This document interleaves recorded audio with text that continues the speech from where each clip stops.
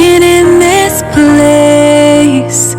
I worship you, I worship you. You are here, moving in the midst. I worship you, I worship you. You are here, working in this place. I worship you, I worship you. You are waymaker, miracle worker, promise keeper, light in the darkness. My God, that is who you are. You are waymaker, miracle worker, promise keeper, light in the darkness. My God, that is who you are. Oh, you are. You are here, touching every heart. I worship you, I worship you, I worship you. Oh. You are here, mending every heart. I worship you, I worship you, I worship you. Oh, you are waymaker, miracle worker, promise keeper, light in the darkness. My God, that is who you are. You are waymaker, miracle worker, promise keeper, light in the darkness. My God, that is who you are. Oh, even when I don't see it, you're working. Even when I don't feel that you're working, you never stop working. You never stop working. Even when I don't see it, you're working. Even when I don't feel it, you're working. You never stop working. You never stop working. Waymaker, miracle worker, promise keeper, light in the... Good morning. Welcome to our online worship service today. We're glad you're here this morning because this is the day that the Lord has made. Let us rejoice and be glad. A blessed 2021, whole family and friends. Let us welcome the year 2021 full of hope and faith and trust in God that this will be a year of favors, blessings, and breakthroughs. Let us face this year with renewed confidence in the Lord, for He promised us never to leave us nor forsake us. And we declare, Jesus is the name above all names, our Savior and our Lord. We lift our praises to Him as we celebrate God's presence and power in our worship today. Thank God for the gift of worship. Our God is the God of fresh start and new beginnings. He satisfies, He restores, He renews, He protects, and He provides. And in gratitude, in view of God's mercy and love, let us offer our bodies as a living sacrifice, holy and pleasing to God. This is true and proper worship, the best and perfect gift we can give to God. Heart, mind, and will. What a better way to start off a new year than to concentrate on conveying gratitude to our God. Praise the Lord. As we begin the new year, let us resolve to be more Christ-like. Feed on God's Word to keep us strong and healthy in the Lord, and will lead us all to victory. Let us now exalt and worship the Lord. To God be all the glory. God bless us all.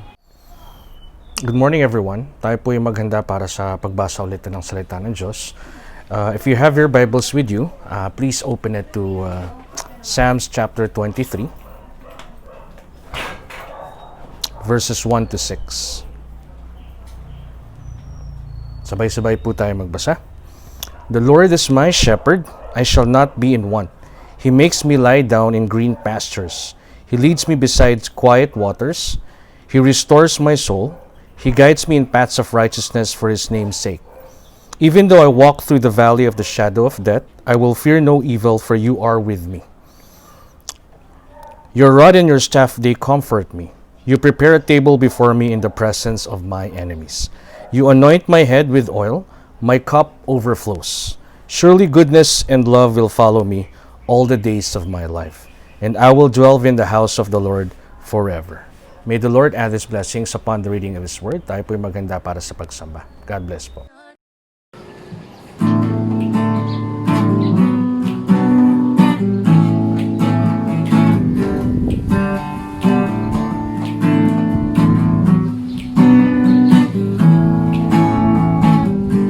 I'm casting my cares aside.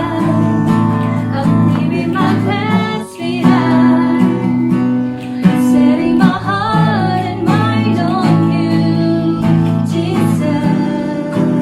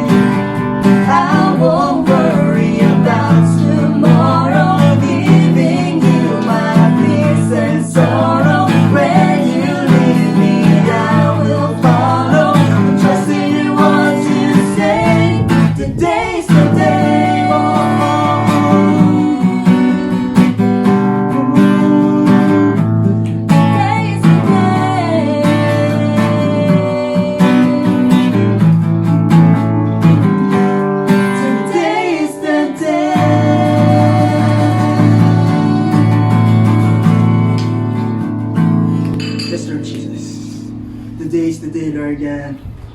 Sa panibagong taon, Lord God, na patuloy din, Lord God, na binibigay sa amin, Lord God. Panibagong hamon, Lord God, ang darating namin ngayong taong ito, Lord God. Pero hindi po kami nangangamba, O God, dahil alam po namin, Lord God, na kayo ang Diyos, Lord God, na patuloy na sasama sa amin ngayong taong ito, Lord God. Dapat ka nga po, Lord God, papurihan, pasalamatan, Lord God, dahil tunay nga, Lord God, na kayo ang Diyos na hindi nagbabago at patuloy namin pangahawakan, Lord God, ang iyong mga salita, Lord Jesus. Lord God, and today, Lord God, we want to, Lord God, to offer you, Lord God. We commit, Lord God, our lives, Lord God, to you, Lord Jesus. I thank you for everything, Lord Jesus.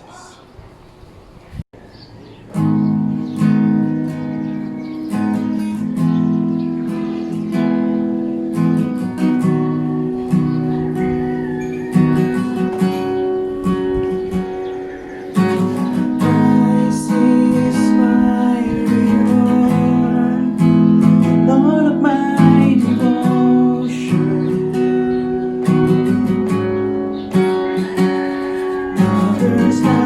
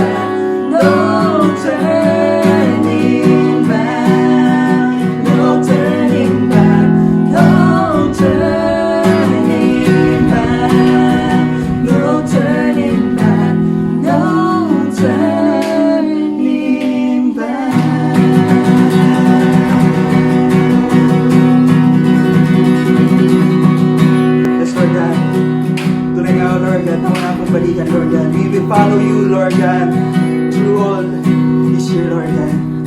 Thank you for everything that you do to us, Lord God. Salamat na marami. Patuloy ka namin tinataas at dinadakila. In Jesus' name we pray. Amen.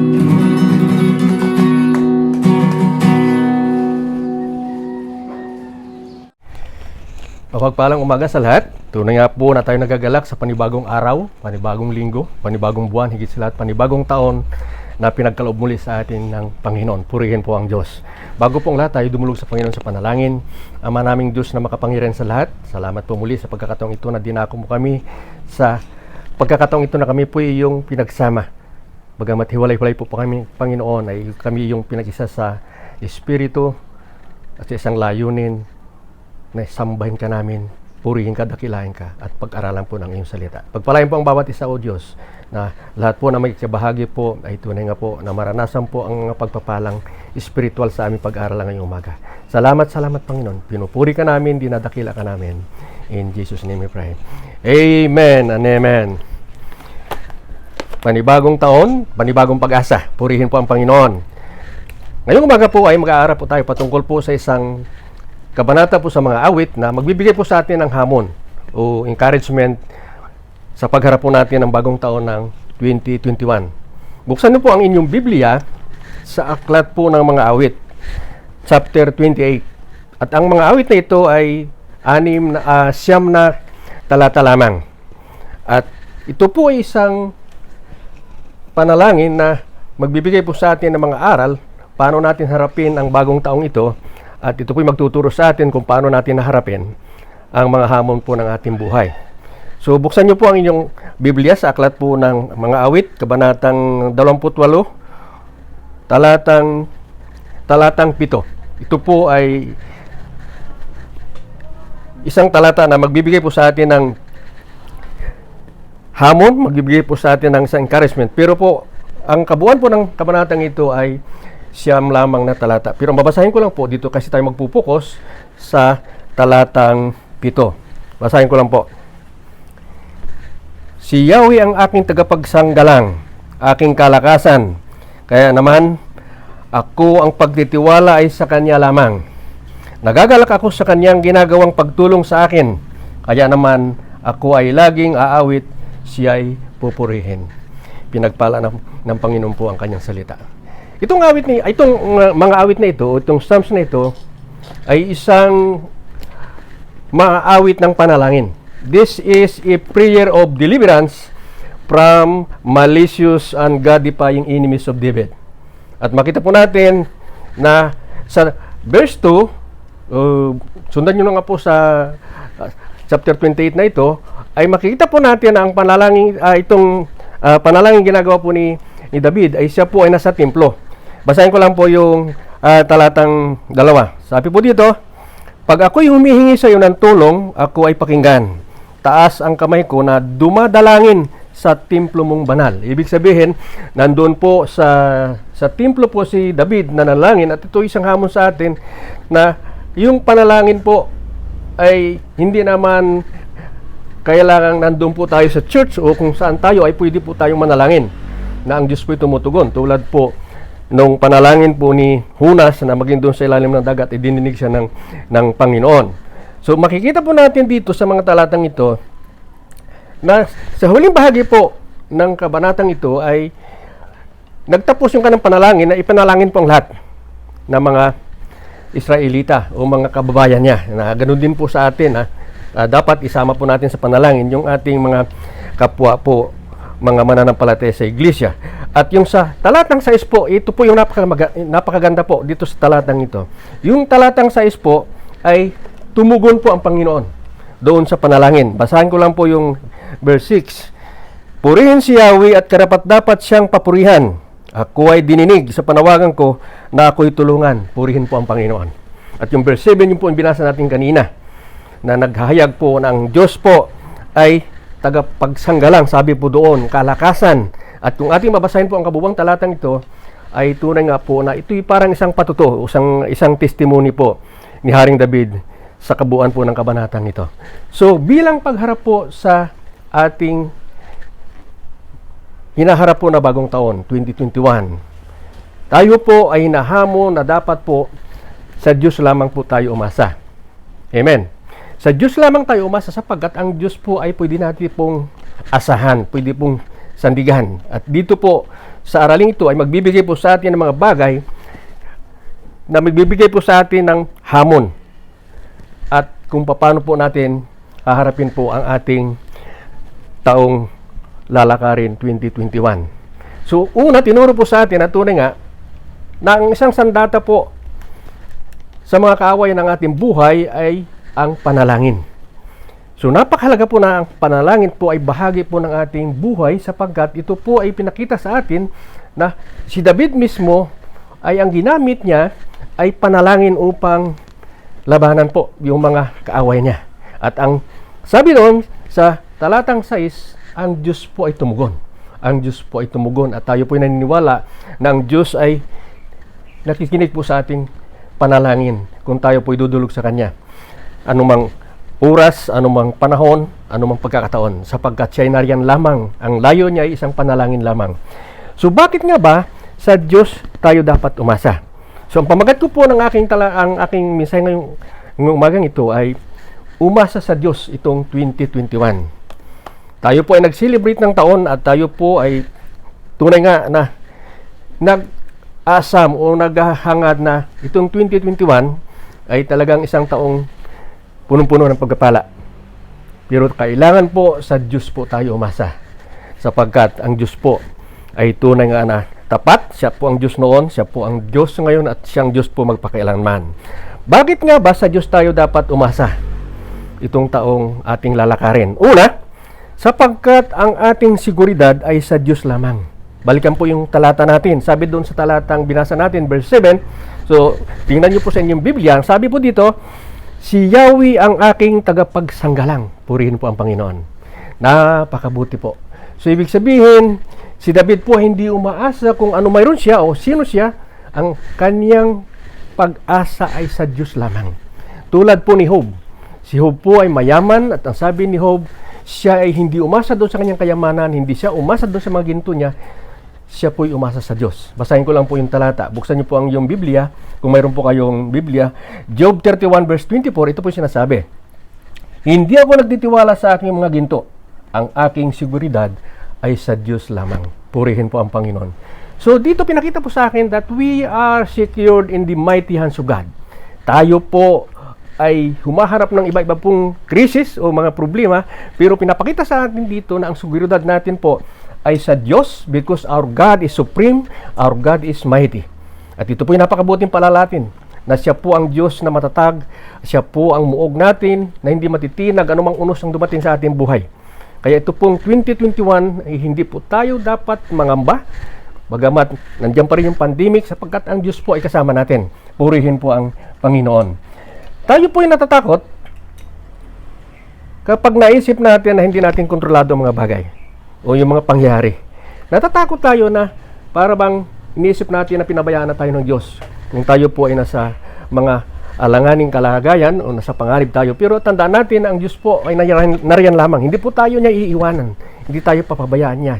Yun po yung pangako niya. Na siya po ang Diyos noon, ngayon at magpakailanman, ay kung paano siya naging tapat noon ay ganoon din po sa ating pangkasalukuyang panahon, siya po ang Diyos na mananatiling tapat po sa atin. Purihin po ang Panginoon. So dito po yung napakaganda po yung pinapakita na tunay nga po na ang pag-asa po natin ay sa Diyos lamang. Sapagkat ang sabi po sa talata, si Yahweh ang aking tagapagsanggalang. He is our shield. Siya po ang ating tagapagtanggol. He is our fortress. He is our rock. At ito po, dumating man yung unos o bagyo ng buhay, ay tunay nga na tayo pwede pong sumandal sa Diyos natin na ating pinagkakatiwalaan sapagkat siya po ang matatag na muog po ng ating buhay. Amen po ba? Napakaganda pong paalala po. Bakit nga ba sa Diyos tayo dapat magdiwala o umasa ngayong 2021? Sapagkat ang Diyos ang ating kalakasan. Balikan po natin yung talata. Basahin ko po yung buong verse 7 po. Si Yahweh ang aking tagapagtanggol o tagapagsanggalang, ang aking kalakasan, kaya naman ako ang pagtitiwala ay sa Kanya lamang. Nagagalak ako sa Kanyang ginagawang pagtulong sa akin. Kaya naman ako ay laging aawit, siya ay pupurihin. Purihin po ang Panginoon. So sabi dito, siya po ang ating kalakasan. siya po ang magbibigay po sa atin ng lakas sa gitna po ng ating kahinaan, tayo po ay pwede pong sumandal sa Diyos sapagkat siya po ang magbibigay po ng lakas sa atin. Sa panahon ng krisis, ang tendency po natin ay mataranta tayo. Iniisip natin na parang hindi natin kaya. Nakikita natin yung problema o yung krisis na parang higante at tayo ay parang isang napakaliit na tao lamang o parang tayo unano lamang. Pero tandaan natin na pagkasama natin ang Diyos, kaya po nating harapin yung mga krisis na ito sapagkat ang Diyos po ang gagawa sa atin ng hindi natin kayang gawin. Amen. Nasabi doon, siya ang ating kalakasan. Yes, mayroon tayong mga limitasyon sa ating magagawa. Subalit pag ang Diyos ang kasama natin, ang sinasabi po dito, yung hindi natin kayang gawin ay magagawa natin sapagkat ang Diyos po ang magagawa sa hindi natin kayang gawin sapagkat siya ang ating kalakasan sa gitna ng ating kahinaan at siya po ang magiging kapunuan sa ating mga kakulangan. Purihin po ang Panginoon. The Bible is very clear. Sabi po doon, the Lord is our strength. Siya po ang ating kalakasan even in our weaknesses. At ito po naranasan po maging sa buhay po ni Apostol Pablo na sinabi po doon na when Paul was in his weakest o in his lowest, ang sabi doon, the Lord spoke to him. And the Lord says, my grace is sufficient for you, for my power is made perfect in your weaknesses. Wow. So sa ating kahinaan, ang Diyos po ang gagawa at gagawa. Na ipapakita dito sa atin yung kapangyarihan niya. At nakita po natin ito maging sa buhay po ng mga nauna sa atin. Nakita po natin sa buhay po ni Moses. Na nung tinawag si Moses na pangunahan para hanguin yung mga Israelita doon sa Paraon o sa Ehipto, nung una ayaw po ni Moses. Dahil sabi niya, hindi ako marunong magsalita. Ako ay utal, pero sa kanyang kahinaan, ginamit siya ng Panginoon sapagkat ang Diyos po ang naging kalakasan niya. Maging yung mga unang alagad, nakita po natin, walang pinag-aralan. Halos lahat sila. Pero nakita po natin, yung kapangyarihan ng Diyos ay nakita po sa mga alagad na naggawa sila ng mga himala. Sila po yung nagbigay po ng mga pangangaral na marami pong namangha. So napakaganda po yung pinapaalala sa atin na tunay nga po na sinasabi po ni Paul, sinasabi po doon sa 2 Corinthians 12:19 na His grace is sufficient for you, for my power is made perfect in weaknesses. Napaganda pong paalala sa atin itong mga talatang ito. Tayo po ay minsan po yung natatakot. At ang takot po ay nagbibigay po sa atin ng iba-iba pong pangamba. Because fear is like a shadow that envelop us. And in one time or another during the pandemic, nakita po natin marami pong ngamba. Sapagkat nakita po natin yung mga nangyari dahil ang dami pong namatay, ang dami pong tinamaan. Pero ang sabi po ng Panginoon, huwag kang matakot. Do not be afraid because I am with you. God did not give us the spirit of fear, but the spirit of power, spirit of love, and spirit of discipline. Sabi po ni Paul kay Timothy. Makita po natin na tunay nga po na ang Diyos po ang magbibigay po sa atin ng lakas. Siya po ang magbibigay po sa atin ng tagumpay sapagkat siya po ang ating magiging kaagapay. Siya po ang ating magiging lakas na sa ating kahinaan po ay siya po ang magbibigay po sa atin ng patuloy na kalakasan. Sabi po doon sa Isaiah chapter 41 verse 10, basahin ko lang po, ang sabi po dito, ako isa sa inyo, huwag kayong matakot. Ako ang inyong Diyos, di ka dapat mangamba. Kanino man, papalakasin kita at tutulungan, iingatan at ililigtas. Wow, that passage speaks about stability. Ito po yung napakaganda pong talata na pwede po natin panghawakan. Sabi po dito sa talatang ito, siya po ang magbibigay po sa atin ng lakas. Siya po ang magbibigay po sa atin ng stability sapagkat siya po ang gagawa at gagawa ng mga bagay po na hindi po natin kayang gawin. Sabi po sa Isaiah, yung binasa ko po kanina, sabi dito, ngunit ang nagtitiwala kay Yahweh, magkakaroon ng panibagong sigla. Ang lakas niya ay matutulad sa walang pagod na pakpak ng agila. Siya'y tatakbo-tatakbo, ngunit di manghihina. Lalakad ng lalakad, ngunit hindi mapapagod. Amen. Purihin po ang Panginoon. Napaganda pong talata. Napaganda pong talata sapagkat ang talatang ito ay tunay nga po na naging ganap sa atin na maraming beses po. Na, hindi po tayo napapagod, hindi po tayo nanghina sapagkat ang Diyos po ang kasama natin. Siya po ang nagbibigay ng lakas sa atin. Purihin po ang Panginoon. So, ang hamon bilang pagwawakas po sa mensaheng ito. Ano pong hamon? Paano natin makakamtan po ang tagumpay na ito? Paano natin ma-declare na itong 2021 ay tunay nga po na isang taong tatakbuhin natin na tayo po yung magtatagumpay? So, dalawang bagay po yung kinuha ko po dito sa ating binasa kanina ng verse 7. So, paano po magiging ganap po ang bagay na ito? Hindi ganun kadali na sasabihin lang natin na yun po ang gagawin natin. Pero mayroon pong dalawang bagay na pinaalala po sa atin dito. Ito po yung hamon. Ang sabi po dito sa ating binasang talata kanina, magtiwala tayo ng buong puso at sumampalataya sa Diyos at sumunod. Purihin po ang Panginoon. Ito'y hamon sa ating lahat. So balikan po natin yung verse 7. Sabi po dito, kaya naman ako, ang pagtitiwala ko ay sa Kanya lamang. Purihin po ang Panginoon. Napakaganda pong talata. Sabi po dito, huwag po tayong matakot. Naharapin po natin yung 2021 na tunay nga po na dito'y pinapaalala sa atin na ang Diyos po ay nandyan lamang. Basta magtiwala tayo, sumampalataya tayo sa Diyos sapagkat ang Diyos po ay totoo. Amen. Siya po hindi nagbabago noon, ngayon at magpakailanman na yung kanyang salita ay pwede po natin panghawakan. His word is trustworthy. Pwede po natin angkinin yung pangako ng Panginoon at napakahalaga po na magkaroon po tayo ng panahon para pagbulay-bulayan po ang kanyang salita at angkinin po natin yung mga pangako ng Panginoon sa kanyang salita. Ang sabi po sa Kawikaan 30, kabanatang 35 ay ganito, ang lahat ng salita ng Diyos ay mapapanaligan at siya ang kanlungan ng mga nananalig sa Kanya. Purihin po ang Panginoon. Dito po ay nagbibigay po sa atin ng paalala na yung pangako ng Panginoon ay kailangan po panghawakan natin. Do not be afraid. Isang pangako. Do not be afraid. Be strong and courageous. For wherever you go, I will be with you. Joshua 1:9. Napakaganda po. Yung binasa natin kanina po, Isaiah chapter 41 verse 10. Napakaganda. Fear not, for I am with you. For I am your God. Do not be dismayed, for I am your God. I will strengthen you. I will help you, and I will uphold you with my righteous right hand. Isang pangako po na pwede po natin panghawakan. So yung pagtitiwala po dito ay hindi po yung intellectual faith o intellectual assent. Kailangan sabi dito, buong puso po tayong magtiwala sa Diyos. Walang pag-alinlangan, walang pangamba, sapagkat ang Diyos po ay totoo. Ang kanyang salita po ay tapat at pwede natin pagkatiwalaan sapagkat ang sinasabi po ng kanyang salita ay puro katotohanan. Ang kanyang salita ay nagsasabi that God is not a man that He should lie o hindi po tutuparin yung kanyang pangako. Sabi po sa Lumang Tipan. So ang ating Diyos ay hindi nagbabago. Siya ang Diyos noon, ngayon at magpakailanman, at siya po ay mananatiling tapat sa atin because He is our covenant-making God. He is the God of Abraham, the God of Isaac, the God of Jacob, the God of David, and today He is our God. Hindi po siya nagbabago.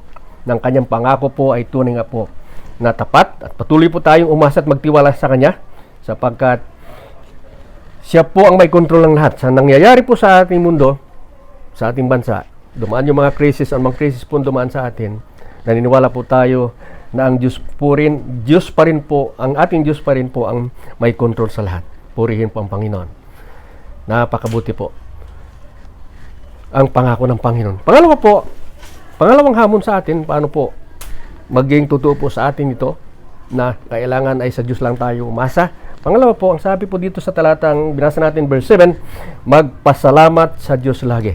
Purihin po ang Panginoon. Kaya ako ay laging aawit, siya'y pupurihan. Siya po'y papapurihan. Last Sunday, ang ating napag-aralan bilang pagtatapos ng taon, pasasalamat at papuri. Dito po hinahamon tayo na bahagi dapat ng ating buhay po yung pasasalamat. Napag-aralan po natin na sinabi ni Paul, 1 Thessalonians 5:18, give thanks in all circumstances. For this is the will of God for you in Christ Jesus. Nagpapasalamat tayo. Hindi doon sa mga naranasan nating problema o krisis, nagpapasalamat tayo sapagkat mayroon tayo pong Diyos na pwede nating asahan, pwede nating lapitan. So parang napakahirap po unawain po yung talata sa lahat ng panahon, pagkakataon magpasalamat tayo sa Diyos sa pamamagitan ni Kristo Jesus. Pero ang sinasabi po ni Paul dito, nagpapasalamat tayo hindi doon sa mga krisis o sa mga pangyaring nangyayari sa atin na hindi ka nais-nais. Nagpapasalamat tayo sapagkat mayroon tayong Diyos na pwede nating asahan, pwede nating lapitan. Kaya po, sabi po dito sa talatang ito na binanggit, verse 7, kaya ako ay laging aawit, siya'y pupurihan. Purihin ng Panginoon. Si Yahweh ang lakas ko at kalasag. Tiwala ko'y sa Kanya nakalagak. Tinutulungan niya ako at di pinapabayaan. Sa awiti, pasasalamatan ko siya. Purihin po ang Panginoon. So, galing po natin mapagpasalamat. Ito po ay atin na pag-aralan po last Sunday. Dito sa ating naranasan pong pandemic, nakita po natin na naniwala tayo na ang Diyos pa rin po ang may control sa lahat. At ang nais po ng Diyos ay talagang ang tao po ay magkaroon po talaga ng ugnayan sa Kanya. Sabi ng iba, ito po ay tanda ng wakas ng panahon. Ito'y kasama sa mga signs kung ating babalikan po ang pag-aaral po ng salita ng Panginoon. Pero dito po, pinapakita sa atin na may mas magandang plano po ang Panginoon. His plan for this country and for this world is to draw all hearts of people around the world sa Panginoon. Dahil ayaw ng Diyos na may mapahamak. Sapagkat nilikha po tayo na kawangis niya, tayo pong lahat ay mahalaga sa Kanya. So napakabuti pong paalala na yung ating buhay ay ilagak sa Panginoon itong 2021 sapagkat siya po ang nakakaalam po ng ating bukas. Amen. Because His Word says, the times, the events, and the circumstances of our lives are in the hands of God. Siya po ang nakakaalam ng ating bukas. Siya ang nakakaalam kung anong tatahakin po natin ng 2021. Pero purihin ang Panginoon sa ating inaral ngayong umaga. Tayo po ay mayroong Diyos na pwede po nating asahan. Mayroon tayong Diyos na kasama sa lakbayang ito po ng 2021. At even today, we can say, praise God, dahil tayo po'y magtatagumpay. Because we who are in Him will be more than conquerors.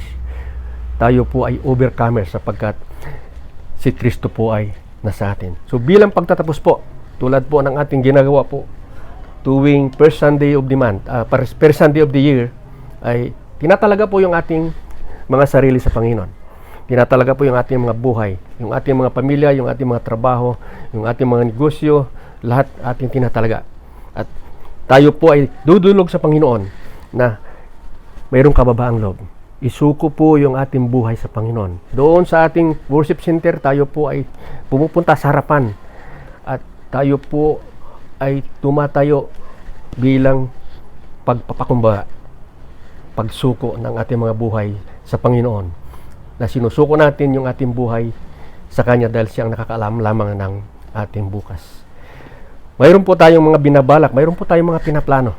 Sabi po ng banal na kasulatan, ang tao ay nagbabalak, ang tao ay nagpaplano, subalit ang Diyos pa rin ang nagpapatubad nito. Sabi po sa Proverbs 16 verse 9. So ilalagak po ang ating mga buhay sa Panginoon at tayo po idudulog sa panalangin at tayo po ay magpapakumbaba at isusuko po yung ating mga buhay sa Panginoon. Sige po, gawin po natin ito. Kung kayo po ay gustong tumayo, pwede po kayong tumayo. Kung nakaupo lang at gusto nyo umupo, okay lang po na nakaupo tayo. Pero yumuko po tayo at tayo po ay dumulog sa Panginoon sa panalangin.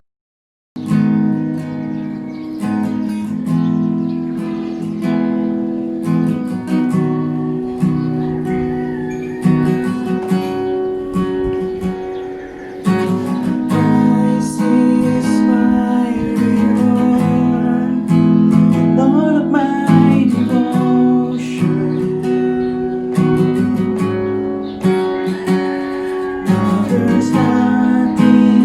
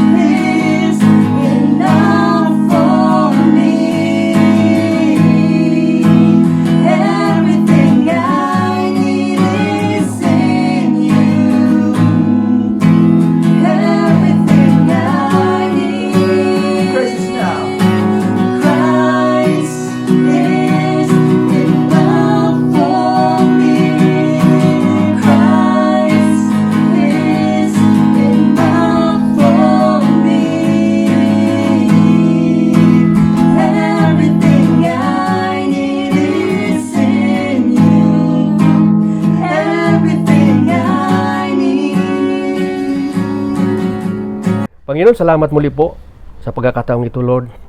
Napakabuti ka nga, Panginoon. Salamat po sa iyong salita, sa iyong mga pangako po namin na pag-aralan ngayong umaga. Napakabuti ka, Panginoon. Ikaw ang Diyos noon, ngayon at magpakailanman. At kung paano ka, Panginoon, naging tapat sa amin noong 2020, ganoon din, Panginoon, ang aming pagtitiwala sa iyo. Na ikaw po ang Diyos na magiging tapat sa amin itong 2021. And Lord, even today, Lord God, sinusuko po namin sa iyo ang aming mga buhay, ang aming mga sarili, ang aming mga pamilya, ang aming mga kabuhayan, trabaho, negosyo, mga ministries po namin, mga pag-aral po ng aming mga anak. Panginoon, ikaw po ang nakalam ng aming bukas, kaya Panginoon, sinusuko namin sa iyong lahat na ang aming buhay po nilalagak namin sa iyo itong 2021 na ikaw po ang Diyos na sasama sa amin, na ikaw po ang Diyos na magpapala po sa bawat mga anak mo at sa bawat isa po na nakikibahagi po sa gawain po namin ngayong umaga. Lord, today I declare in Jesus' name, by your grace, O Lord, that this year 2021 will be our greatest year ever, O God, in all areas of our lives.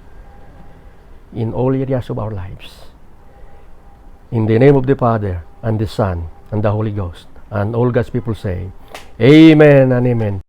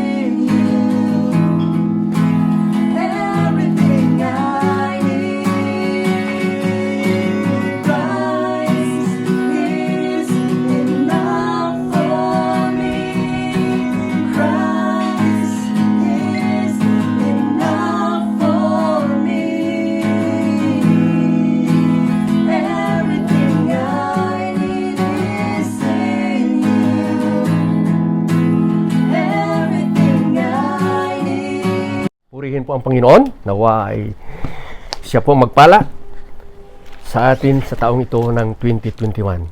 God bless us all.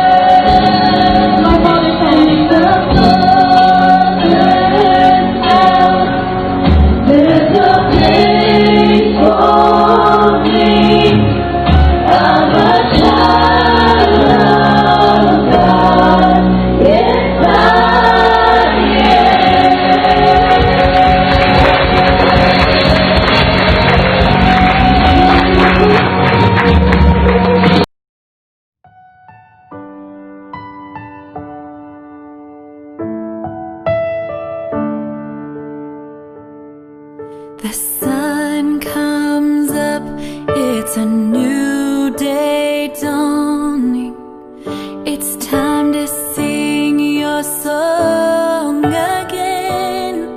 Whatever may pass and whatever lies before me,